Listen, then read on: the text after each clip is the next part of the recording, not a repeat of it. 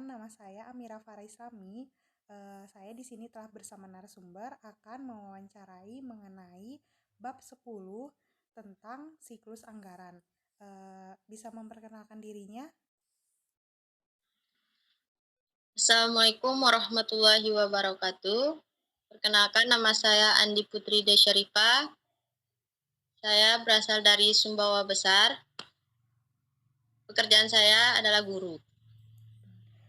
Bisa kita mulai wawancaranya. Pertama, apa saja sih yang kamu ketahui tentang asas, sistem, dan sistematika dari anggaran? Yang saya ketahui, semua pemasukan negara masuk ke dalam kas para pejabat sebagai imbalan bagi jasa yang mereka lakukan. Perkembangan pemikiran demokrasi yang menguasai ketatanegaraan berlangsung mulai abad ke-19 dan adanya perkembangan ekonomi menyebabkan terjadinya perubahan pada sistem anggaran yang dikenal dengan sistem anggaran modern. Pelaksanaan sistem ini bervariasi terutama mengenai susunan anggaran dan perioditas dan bentuk formalnya. Adapun asas-asas yang dipergunakan dalam sistem anggaran modern ini adalah asas kelengkapan, asas spesialisasi, atau spesifikasi. Berkala formil publitas. Adapun sistem penyusunan anggaran satu tradisional bukan sistem TBS.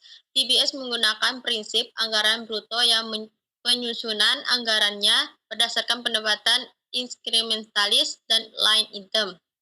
Artinya proses penyusunan ini hanya mengacu pada besarnya realisasi anggaran tahun sebelumnya. Formansi buket sistem PBS. PBS menekankan pada konsep value for money dan pengawasan kinerja output untuk lebih mengetahui tolak ukur tujuan dan sasaran pelayanan publik, sehingga pelanggaran lebih efisien. 3. Planning, programming, and budgeting system. Menekankan pada alokasi sumber daya berdasarkan analisis ekonomi dengan pengelompokan aktivitas yang berorientasi pada output dan tujuan. Dan terdapat pula sistematika anggaran dalam suatu anggaran sektor publik. Sistematika dan kualifikasi mempunyai fungsi penting selain sebagai alat pengelompokan angkun. Sistematika anggaran juga mengarahkan proses analisis sehingga fungsi anggaran sebagai alat kebijakan dapat berjalan dengan baik. Menurut kamu, apa sih yang dimaksud dari penerimaan dan belanja negara? Penerimaan negara merupakan pemasukan yang diperoleh negara untuk membiayai dan menjalankan setiap program-program pemerintah. Sedangkan sumber-sumber penerimaan negara berasal dari berbagai sektor, di mana semua hasil penerimaan tersebut akan digunakan untuk membiayai pembangunan dan meningkatkan kesejahteraan seluruh rakyat Indonesia. Adapun sumber-sumber penerimaan negara, salah satu unsur APBN adalah anggaran pendapatan negara dan hibah yang diperoleh dari pajak dan penerimaan negara bukan pajak PNBP. Selanjutnya, pengertian belanja negara adalah kewajiban pemerintah pusat yang diakui sebagai pengurang nilai kekayaan bersih yang terdiri atas belanja pemerintah pusat dan transfer ke daerah serta dana desa. Belanja negara yang meliputi belanja pemerintah pusat serta transfer daerah dan dana pusat. Lalu selanjutnya menurut kamu apa sih fungsi dan klasifikasi anggaran? Anggaran berfungsi sebagai satu, anggaran sebagai alat perencanaan, dua, anggaran sebagai alat pengendalian, tiga, anggaran sebagai alat kebijakan fiskal, yang keempat, anggaran sebagai alat politik, yang kelima, anggaran sebagai alat koordinasi dan komunikasi, yang keenam, anggaran adalah alat penilaian kinerja, ketujuh, anggaran sebagai alat motivasi, kedelapan, anggaran sebagai alat untuk menciptakan ruang publik. Adapun klasifikasi anggaran adalah pengelompokan anggaran belanja negara dalam rangka penyusunan anggaran pendapatan dan belanja negara. Pemerintah menyusun anggaran pendapatan dan belanja negara APBN setiap tahun dalam rangka penyelenggaraan fungsi pemerintahan penyampai tujuan bernegara.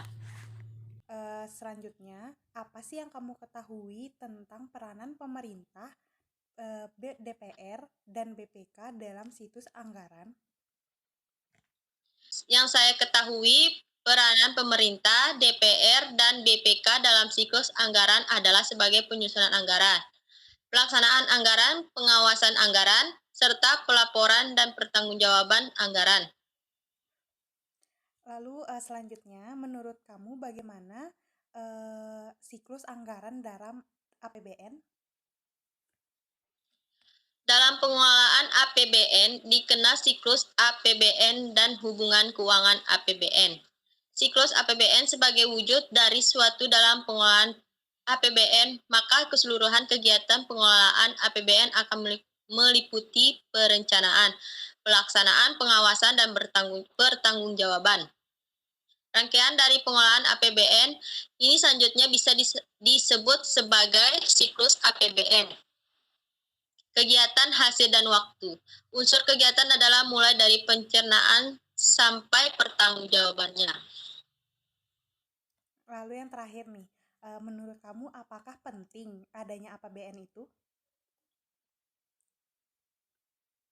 Menurut saya penting, karena setelah mengenai komponen-komponen atau struktur APBN, kita bisa memahami fungsi APBN. APBN disusun dengan tujuan sebagai pedoman belanja dan pendapatan untuk melaksanakan kegiatan-kegiatan yang akan dilakukan oleh negara. Adanya APBN membuat pemerintah memiliki gambaran apa yang saja yang akan diterima sebagai pendapatan dan pengeluaran yang akan dilakukan selama 1 tahun anggaran. Baik, terima kasih atas Terima kasih. waktunya. Semoga wawancara kali ini dapat bermanfaat bagi semuanya. Wassalamualaikum warahmatullahi wabarakatuh. Waalaikumsalam warahmatullahi wabarakatuh.